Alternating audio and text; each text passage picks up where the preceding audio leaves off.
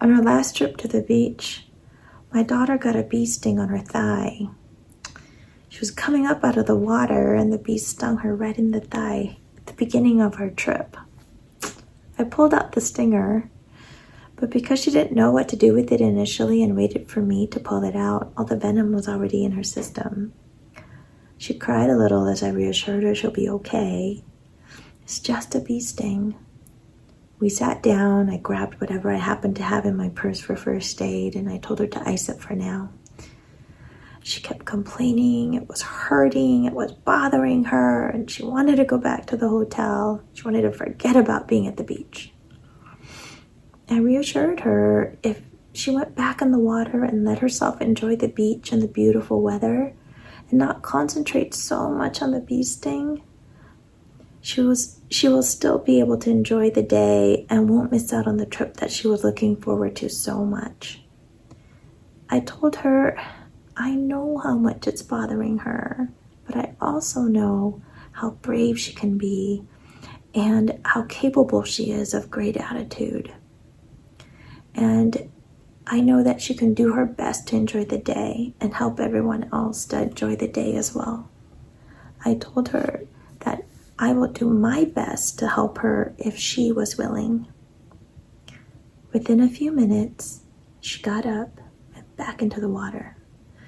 And soon enough, she was diving into the waves and popping up and twirling.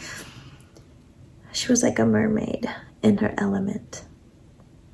She stayed in the water for hours.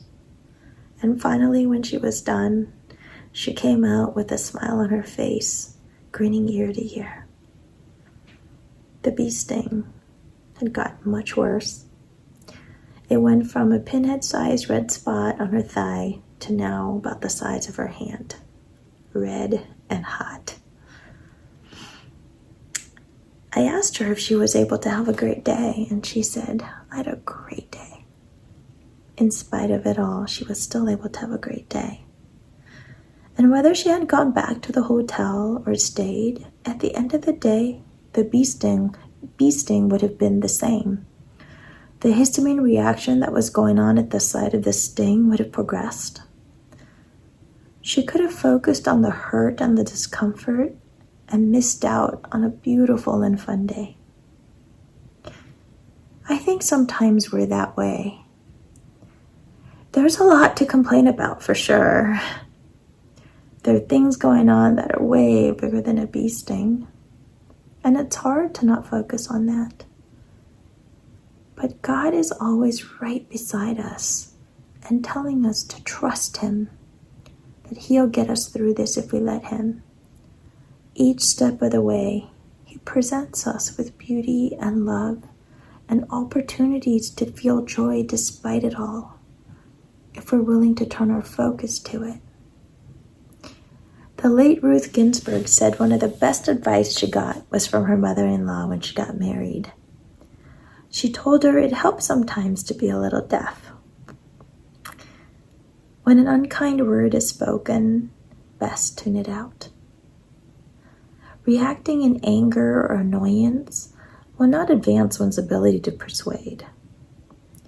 As she admits applying this advice to all aspects of her life, it definitely helps us in our current situation now.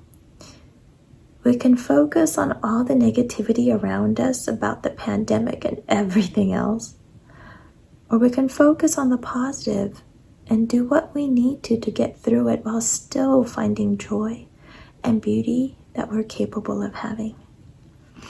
Whether we focus on the misery that is distance learning or social distancing or the bother of wearing a mask, the virus is here. And it will be here until it's run its course. Whether we worry about finances or health or whatever difficulties we're facing, the worrying will not help us get through it. The best ability God has given us is our ingenuity and ability to adapt and move forward. We're learning new skills. We're slowing down. We're spending more time as a family. We're being creative in our ways still to connect with friends. There are opportunities for joy and wins every day. Don't get so distracted by the sting that you miss out on all the blessings around you. In Matthew 6:25-27, he says, "Therefore, I tell you, do not be worried about your life, what you will eat or drink, or your body, what you will wear. Is not life more than food and body more than clothes? Look at the birds of the air. They do not sow or reap or store away in barns, and yet your heavenly Father feeds them. Are you not much more valuable than they? Can any one of you, by worrying, add a single hour to your life?" Turn a deaf ear or a blind eye to the negativity around you. The negativity that doesn't help you connect to God.